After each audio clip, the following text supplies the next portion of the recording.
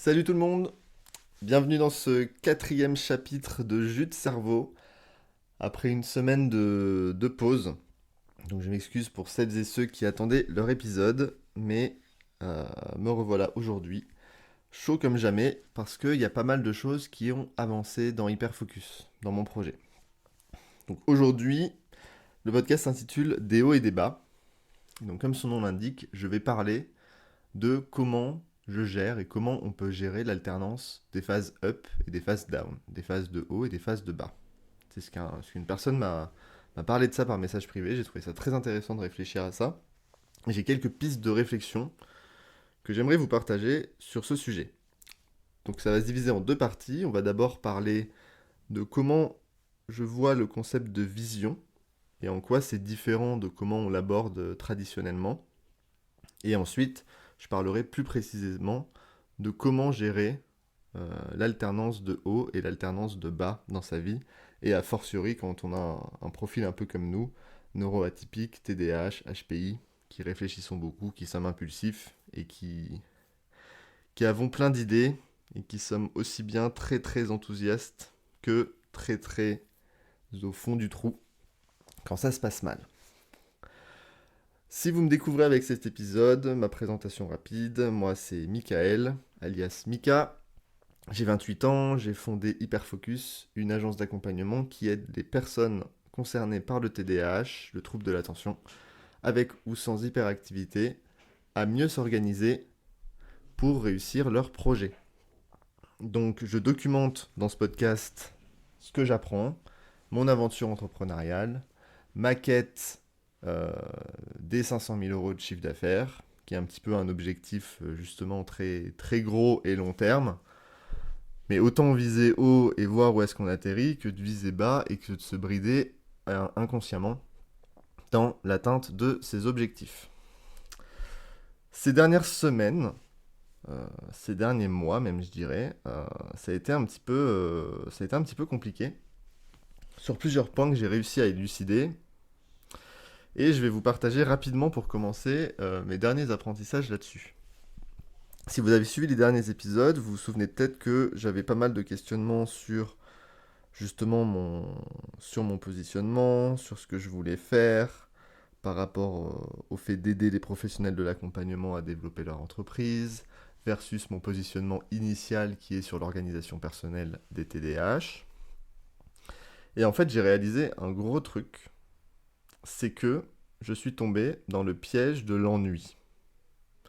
Je suis tombé dans le piège de l'ennui parce que janvier et février se sont bien passés, et à partir de février, vu que ça se passait bien, j'ai commencé à m'ennuyer. C'est-à-dire que petit à petit, je commençais à plus vouloir faire certaines choses qui étaient cruciales pour le développement de mon entreprise. Par exemple, poster sur LinkedIn. Par exemple, c'était de plus en plus dur de créer une nouvelle newsletter chaque semaine. Je réservais de moins en moins d'appels avec des prospects potentiels. Et, et tout ça, ça m'a mené très concrètement au fait de faire un très mauvais chiffre d'affaires en mars, littéralement divisé par presque 8. Et c'est là que je me suis dit, ok, en fait, il y a un truc qui va pas. Au début, je pensais que c'était une question de positionnement et de désalignement là-dessus. Et en fait, c'est du gros bullshit. C'est du gros bullshit. Pourquoi? Parce que je suis tombé dans ce piège de l'ennui. Je pensais avoir fait le tour de mon positionnement initial de l'organisation personnelle au service des projets et des personnes concernées par le TDAH. Et j'ai voulu creuser une autre piste que j'estimais plus stimulante, parce que nouvelle, c'était aider les personnes concernées par le TDAH à développer leur business d'accompagnement. Et quand j'ai partagé au monde ce nouveau positionnement, donc sur LinkedIn, dans mes publications, etc., ben j'ai vu qu'il y avait un gros décalage entre l'enthousiasme que j'avais par rapport à l'idée et la réception que les gens avaient de cette idée. C'est-à-dire que beaucoup qui étaient par exemple dans mon persona type ne savaient plus s'ils étaient concernés par mon offre. Euh, et surtout, je me suis rendu compte que je rentrais dans une arène qui était l'arène des coachs de coach. Et que c'est un marché qui est ultra saturé, qui est vraiment mêlée générale, et que si je commence à m'amuser dans cette cour-là, et ben en fait je perds mon élément différenciant que j'avais à la base. Et ça s'est confirmé juste dans les jours qui ont suivi, où j'ai commencé à me refocus sur ce positionnement organisation personnelle, parce que moi je suis convaincu d'une chose, c'est que vous n'avez pas besoin de nouvelles compétences techniques.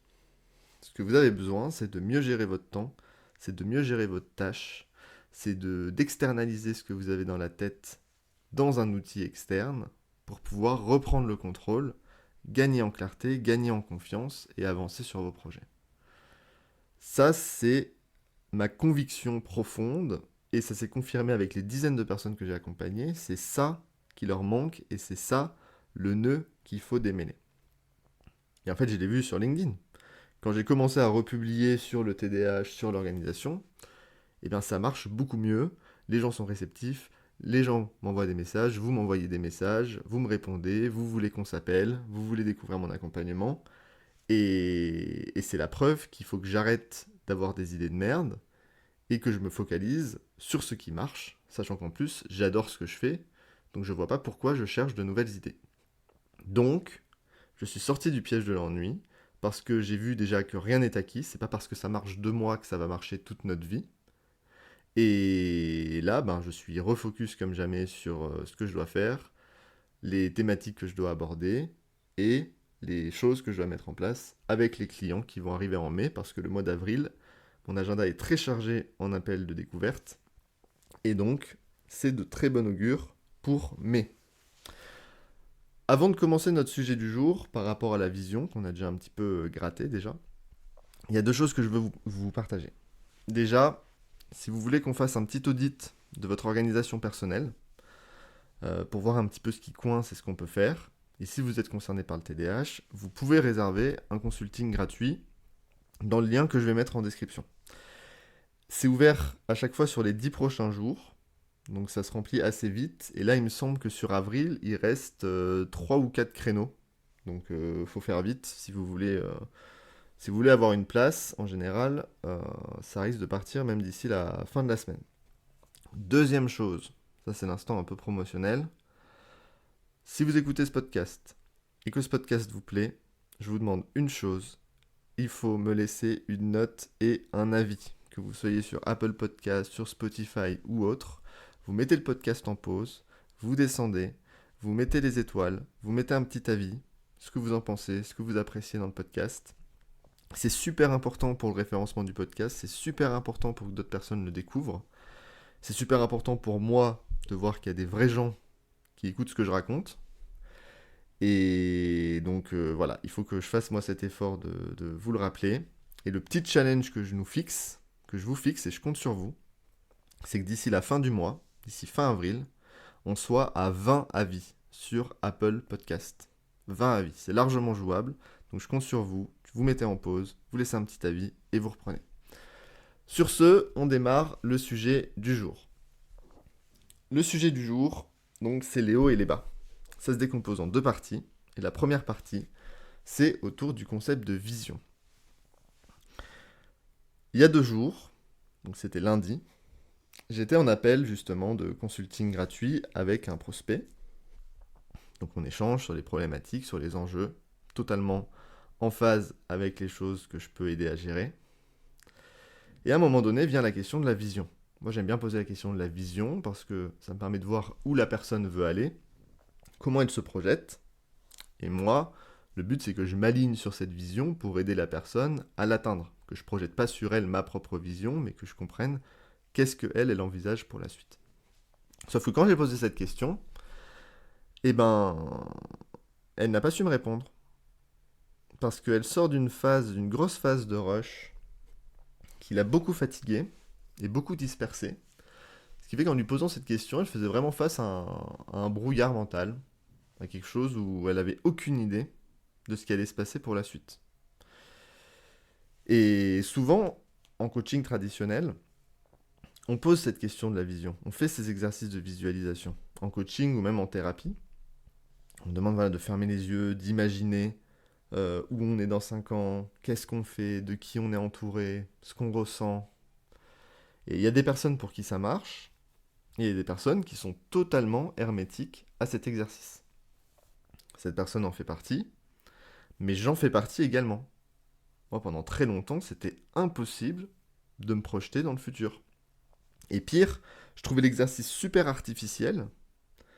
Et donc, soit je me forçais à faire une vision un peu lambda qui me correspondait à moitié, ou soit il y a juste rien qui venait et je me sentais limite mal du fait que rien ne me vienne.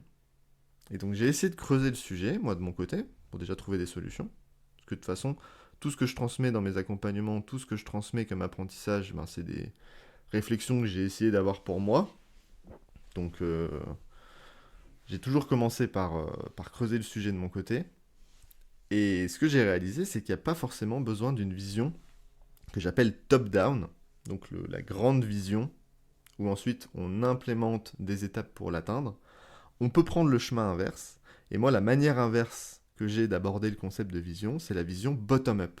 On part d'en bas, on part de maintenant, on part du micro, et la vision va se dessiner en se mettant en mouvement. Je m'explique. Pour moi, quand on n'arrive pas à formuler sa vision, il faut arrêter de se forcer à formuler une vision. Il faut simplement se mettre en route et le chemin va se construire en marchant. Et moi, je pars du principe que dans mon accompagnement, vu qu'on s'axe sur l'organisation personnelle, en travaillant sur l'organisation personnelle, en obtenant rapidement des petites victoires en termes de gestion du temps, en termes de tâches qu'on arrive à faire, en termes d'organisation générale, de productivité générale, eh ben, on va reprendre confiance en ses capacités.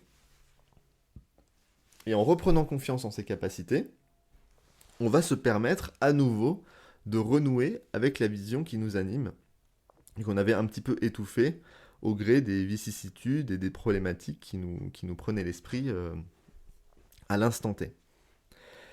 Et c'est en retrouvant cette foi en ces aspirations profondes, qui sont un petit peu sédimentées sous une couche épaisse, qu'on va pouvoir renouer avec la vision dans un second temps.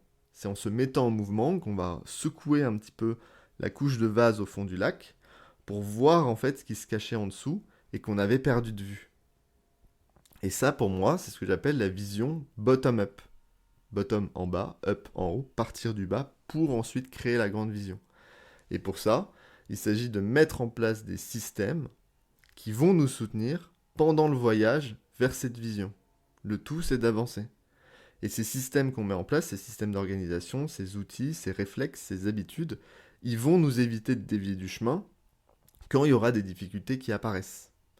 Parce que quand c'est facile, quand tout roule, on n'apprend pas forcément grand-chose d'intéressant.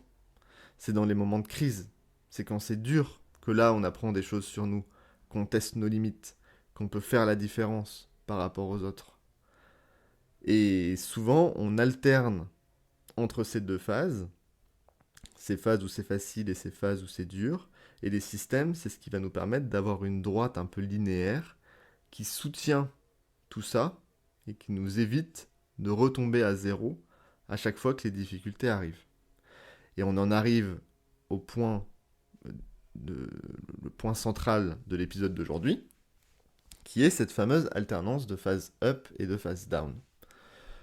J'ai une personne qui m'a envoyé par MP la dernière fois suite à un post. Moi j'envoie toujours un petit message quand les gens se connectent à moi en mode coucou, merci pour l'ajout, en quoi puis-je t'aider.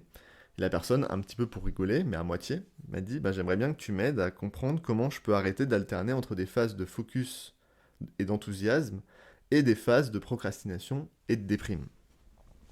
Et ça m'a fait beaucoup réfléchir. Ça m'a fait beaucoup réfléchir parce que d'une part, c'est quelque chose que j'aide directement à gérer dans le cadre de mes accompagnements, mais j'ai jamais réfléchi au concept un petit peu plus théoriquement, pris du recul par rapport à ma pratique vis-à-vis de ça. Et j'en suis arrivé à la conclusion, enfin, je vais d'abord essayer de vous expliquer un petit peu le raisonnement, c'est-à-dire comment j'en suis arrivé à ma conclusion. Quand on dit qu'on a des alternances de phase up et de phase down, en gros, on se dit que c'est un problème. Parce que on imagine la vie comme une sorte de chemin qui devrait idéalement être linéaire, sans encombre, comme une autoroute où on roule en voiture, où c'est fluide, où on avance, où on sait où on va, où tout est clair, où tout est quadrillé, tout est réglé. Sauf qu'en réalité, c'est pas vraiment comme ça que ça se passe. Et les phases up et les phases down, elles font partie intégrante du chemin. C'est pas une anomalie à résoudre, c'est une caractéristique essentielle du chemin. Et donc ma conclusion, c'est que cette alternance de phase up et de phase down, c'est pas un problème en soi. Le problème, c'est quoi? C'est notre manière de tirer des conclusions sur nous et sur le monde pendant ces moments-là. C'est notre manière de prendre des décisions dans ces moments-là. Et notamment, le fait de croire que c'est acquis. Que c'est acquis dans un cas comme dans l'autre. C'est-à-dire que quand on est en phase up, on se ressent comme être le roi du monde, on a tout compris, on a plié le game, et tout va rouler, c'est bon, on a résolu le problème, c'est fini, c'est parti. Et quand on est en phase down, on se dit que toute notre vie est une phase down, qu'on va jamais réussir à rebondir, que on n'est pas capable de mieux, que c'est bien la preuve de notre insuffisance, qu'on est une merde, etc. Et toutes les joyeusetés que notre cerveau peut nous dire quand on est dans ces phases-là. Et donc, il y a aussi un autre élément par rapport à ces phases, c'est que c'est pas forcément ces phases down qui sont les plus dangereuses. Parce que quand on est en phase de déprime ou en phase de procrastination, finalement on n'agit pas. Et oui, bien sûr, il y a des désavantages au fait de ne pas agir, mais il y a aussi des gros avantages, c'est qu'on ne prend pas de risques, on ne prend pas de décisions impulsives, et donc on évite de potentiellement se mettre dans la mouise avec une mauvaise décision. Par contre, et ça je l'ai vécu d'expérience à 100%, et ça va sûrement vous parler, c'est pendant les phases de focus et d'enthousiasme qu'on est le plus dangereux. Parce que c'est là qu'on peut prendre une décision impulsive. C'est là qu'on peut se dire que ok, c'est gagné, donc on peut se permettre de faire ça, on peut se permettre de prendre ce risque, on peut se permettre de foncer dans cette opportunité sans forcément avoir calculé toutes les conséquences en amont. Donc, intuitivement, il faut inverser comment on voit déjà les phases up et les phases down en termes de conséquences. Bien sûr, les phases down, c'est pas forcément les plus agréables, et les phases d'enthousiasme, c'est elles aussi qui sont prometteuses, qui nous mettent en mouvement, qui nous mettent en action. Sauf qu'au gré de nos expériences, en tant qu'adultes, au bout d'un moment, on commence à se remettre en question. On se dit, voilà, à chaque fois que j'ai une phase d'enthousiasme, j'ai l'impression d'avoir plié le game, et genre 5, 10, 15 fois de suite, je me remets face au mur. On se dit, voilà, on arrête, j'ai peur de moi quand je prends des décisions, donc je prends plus de décisions. On arrête, je laisse les gens décider pour moi, et c'est bon. Ou alors, on tombe au fond du trou, et on se retrouve dans une dynamique où on n'arrive plus à remonter. On n'arrive plus à s'accrocher au mur pour sortir du trou. Et ça aussi, c'est un problème. Sauf que le fait que ces phases existent, le fait d'alterner entre ces phases, en fait, c'est le prix qu'on paye. Le prix qu'on paye pourquoi? C'est le prix de la liberté. La liberté, c'est quoi? C'est se sentir responsable. Et si on est responsable de ses succès, on est aussi responsable de ses échecs. Ça, c'est le problème. Et si on est responsable donc de ses succès, comme je disais, on doit aussi être responsable de ses échecs. Et ça, c'est pas simple à gérer. Parce qu'on aimerait bien juste pouvoir s'attribuer des succès, et puis quand on échoue, se dire c'est pas ma faute, c'était les circonstances extérieures, c'était les autres, c'était X ou Y. Et on en arrive vraiment à ce concept fondamental, c'est-à-dire que les alternances up-down font partie du chemin, et en fait c'est le prix qu'on paye pour être libre. Parce que la liberté a un coût, c'est celui du risque. Ok? Ça c'est très très important à comprendre, et le cerveau déteste ça. Surtout aujourd'hui dans notre monde moderne où tout est un petit peu... on essaie de minimiser les risques au maximum. Mais il y a quelque chose de beau dans le risque. Si on en revient à par exemple une définition de base de l'entrepreneuriat, l'entrepreneur c'est la figure typique dans le modèle capitaliste de la personne qui crée de la valeur.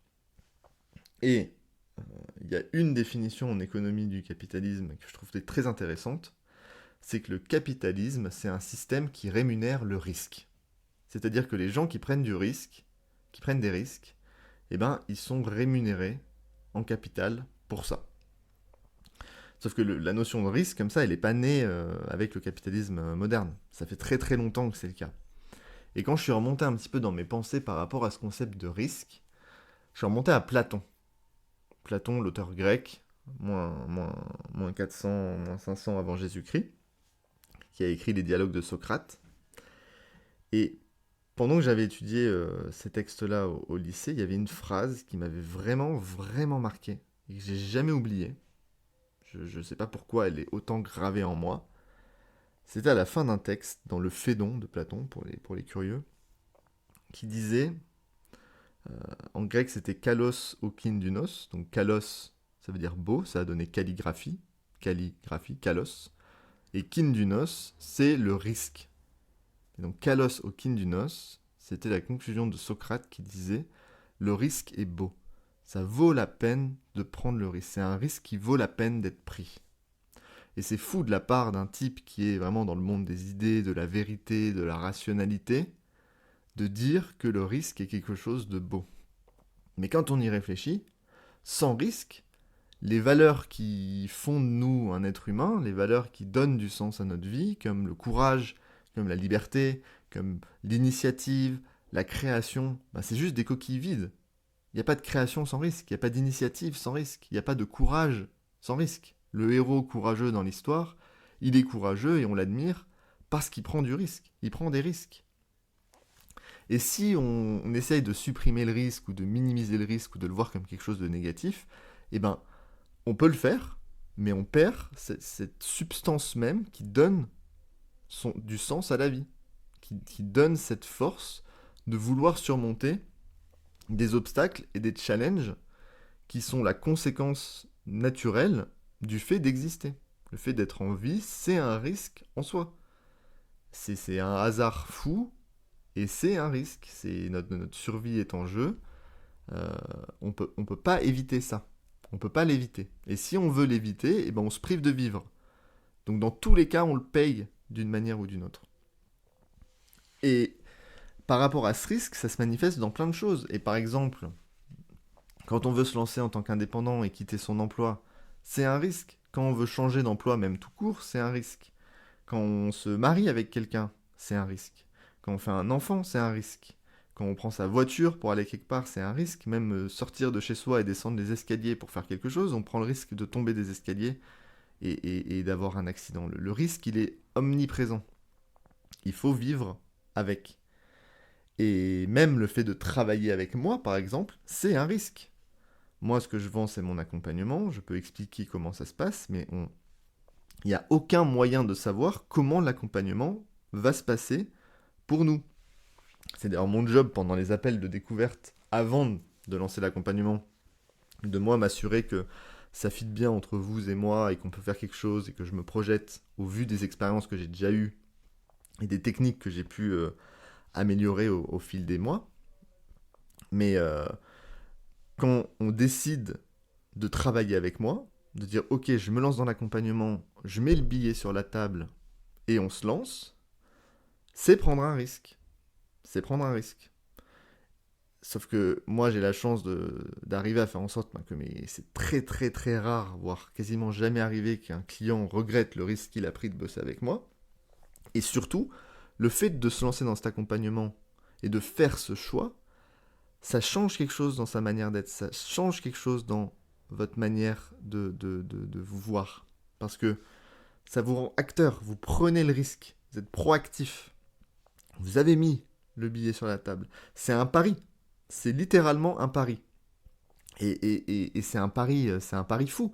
Parce que c'est un pari que parfois, les gens que j'ai en accompagnement, c'est la première fois qu'ils font un pari sur eux-mêmes.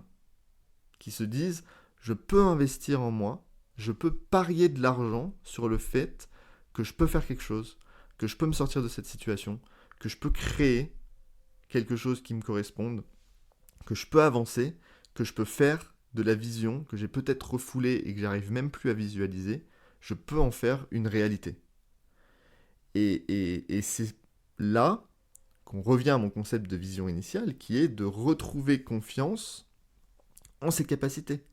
Et le fait de se lancer dans l'accompagnement avec moi, c'est déjà une marque de confiance qu'on a non seulement en moi, mais aussi en vous de prendre ce risque un peu fou, d'avoir confiance en vous, en vos capacités, d'avoir confiance en moi, en quelqu'un d'autre, et d'avoir confiance en ce que la vie peut vous réserver en général. C'est beaucoup plus profond que ce qu'on imagine. C'est d'ailleurs pour ça que je ne suis pas du tout favorable au programme Calliope, etc. Parce qu'en fait, le fait même qu'il y ait une transaction monétaire dans le cadre de l'accompagnement, ça engage d'une certaine manière, ça crée une disposition d'esprit différente, ça crée une vraie motivation au changement. Ça, j'en ai déjà parlé dans un épisode précédent. Et ça fait partie intégrante du processus. C'est un vrai choix. Et si on n'est pas prêt à faire ce choix, c'est qu'on n'est pas prêt à faire les efforts nécessaires pour créer cette réalité qu'on a envie de créer et qu'on peut créer. Si moi je sens qu'on peut faire quelque chose, et que je vous dis go, moi je suis chaud, je suis prêt à m'engager avec toi pour l'accompagnement, bah derrière, si la personne s'engage avec moi, on met tous les deux un truc sur la table et on se lance dans l'aventure. Et donc le risque, il permet aussi de trouver des solutions à des problèmes auxquels on n'aurait jamais fait face en temps normal. Et ça, c'est très très important en tant qu'être humain, en tant qu'être vivant en général, de se challenger face à des situations complexes. Notre cerveau, c'est une machine à résoudre des problèmes. Et si on ne fait pas face à des problèmes, on dépérit, tout simplement. L'enjeu, c'est de savoir quel type de problème on a envie de résoudre. Est-ce qu'on a envie de résoudre des problèmes qu'on est contraint de résoudre et qu'on n'a pas envie? Ou est-ce qu'on veut résoudre des problèmes qui nous animent, qui nous stimulent, qui nous challengent, qui ont du sens? C'est ça le risque. Le risque, c'est faire face à des problèmes qu'on ne peut pas résoudre. La bonne nouvelle, c'est que le cerveau humain, depuis des milliers et des milliers d'années, il a réussi à résoudre des problèmes de toujours plus grande complexité, des problèmes toujours de plus en plus complexes. Et c'est à nous de choisir le type de problème qu'on a envie de, qu'on a envie de résoudre. Et quand on laisse le choix aux gens de choisir le fardeau, entre guillemets, qu'ils ont envie de porter sur les épaules, et ben en fait, ils choisissent pas le fardeau le plus léger.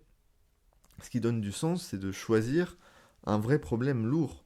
Moi, le problème que j'ai choisi de résoudre, c'est pourquoi je sens que j'ai du potentiel, que je peux faire des choses, pourquoi j'y arrive pas.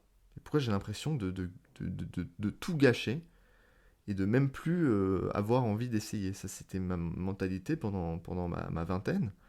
C'était dur à gérer. Euh, C'était la question fondamentale que je me posais. Et comment on peut faire en sorte que les gens se tirent vers le haut, se fassent confiance plutôt que d'être méfiant, que d'être mesquin, de créer des dynamiques sociales positives.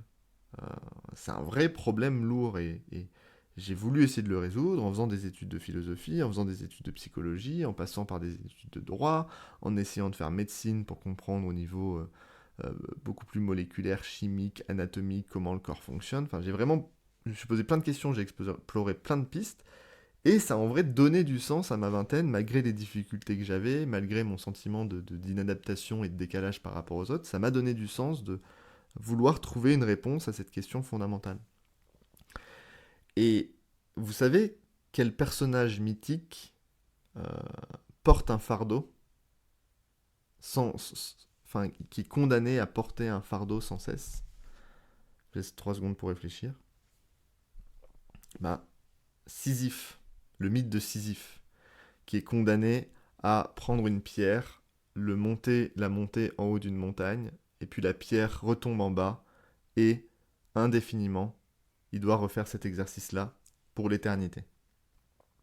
Et ben en fait, on est tous un petit peu Sisyphe. On est tous là à avoir notre fardeau, quel qu'il soit. Pour certains, ça peut juste être faire la vaisselle. Pour d'autres, ça peut être comment créer un remède pour le cancer. On a tous un fardeau qui est, à notre échelle, ce qui nous donne du sens. Et de réussir à monter un fardeau, enfin à monter cette pierre en haut de la montagne, c'est ce qui nous donne du sens. Sauf qu'il y a quelque chose qu'on a mal compris dans le mythe de Sisyphe. C'est qu'on imagine que Sisyphe, ben, c'est la représentation de l'absurdité de la vie, que du coup ça n'a pas de sens, on fait plein de choses, mais à chaque fois on en revient au même point, et que rien n'a de sens, et que la vie c'est nul, en gros. Sauf qu'en fait c'est pas ça.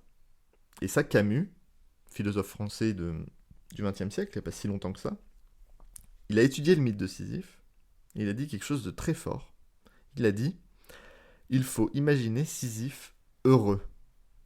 Il faut imaginer Sisyphe heureux. Alors ça m'a donné envie de me replonger dans le mythe de Sisyphe, malheureusement j'ai pas eu le temps de le reprendre en détail, mais je vais faire le lien avec ma métaphore de la montagne que j'ai partagée tout à l'heure et que je trouve très très parlante, surtout dans Sisyphe qui doit littéralement monter une pierre en haut d'une montagne. C'est qu'en fait on pense que Sisyphe il monte sa pierre en haut de la montagne et puis la pierre redescend au stade zéro. Sauf qu'en fait la pierre passe de l'autre côté de la montagne pour ensuite gravir une autre montagne encore plus haute qu'on n'avait pas vue à l'origine. Le geste, il reste toujours le même, porter sa pierre, mais c'est jamais la même montagne qu'on gravit. Et c'est jamais le même paysage qu'on voit à la fois pendant le chemin et une fois au sommet de la montagne. Et ça donne du sens. Parce qu'en fait, la vie, c'est une succession de montagnes. On revient jamais au stade de départ. On monte une montagne, puis on se rend compte qu'il y a une nouvelle montagne après celle-ci qu'on n'avait pas envisagée. Et ensuite, encore une nouvelle, et encore une nouvelle. Et on peut choisir, en fait, jusqu'où on veut aller. Mais dans tous les cas, il faut gravir une montagne et il faut choisir laquelle on a envie de gravir. Et le fait d'avoir cette succession de montagnes, ben c'est aussi cette métaphore des hauts et des bas, en fait. C'est qu'on va être dans cette phase de, ben voilà, je suis motivé, on monte en haut de la montagne, ça a du sens, j'ai envie de voir le sommet.